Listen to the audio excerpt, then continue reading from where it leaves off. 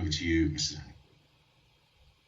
Thank you, Chair. And I've got my colleague, Councillor Bob Waterton, with me too, who will want to say something as well. Thank you for the opportunity to present this petition, Say Forest House Medical Practice to Health Scrutiny today. As indicated on the agenda, this petition is signed by more than 1,280 people, a clear reflection of the strength of local opposition to this impending closure. During my regular conversations with residents, it became clear that a consultation on the relocation of Forest House Medical Practice, which is on the Brawlston Crossroads, to a new facility in Lubborsthorpe had been poorly communicated. As well as some saying they didn't know it was going to close, others said that the consultation questions didn't allow them to fully engage with the process. One elderly lady told me the decision they felt had already been made. It doesn't really matter what we say. Another person said that they feel that they're using COVID as an excuse to wind down services at Forest House Medical.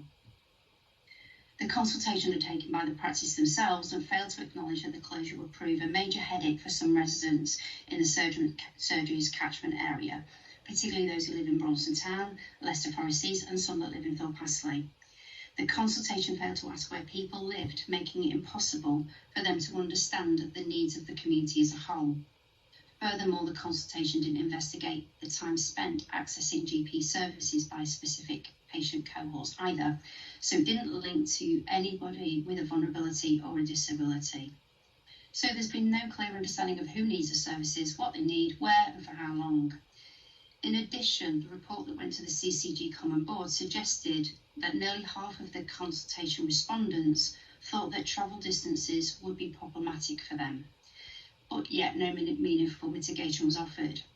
The answer I received on the 26th of December to my direct question to this body on the 1st of September said the responsibility was with Leicestershire County Council and that the practice had tried to engage in meaningful discussion with Highways but without success. So I've checked with Highways and they actually referred the matter to the organisation undertaking the transport work for Lubborsthorpe. So they did engage, and I think that was fair for them to say.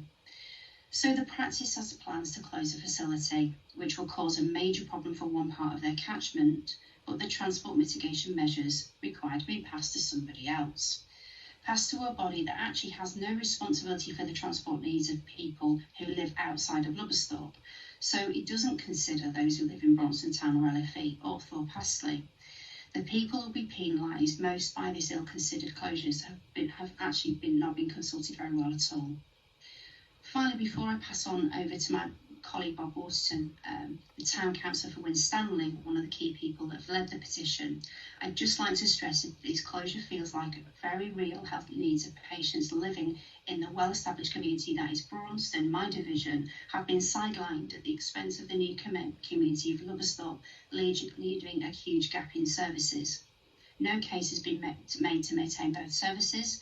The focus on the practice is of that of the new, nice, shiny building. This is of no comfort to residents who can't get there without considerable cost and inconvenience. I urge CCG to show some respect for both the views that have been expressed in the petition and, more importantly, the healthcare needs of people living locally in Brawlston Town and Leicester Forest East. It's a bad decision and one that's bad for the health and well-being of the people that I serve. I urge them to review their decision and make a proper structured assessment of the patient needs in all parts of their catchment. Thank you, Chair. Thank you very much, Amanda.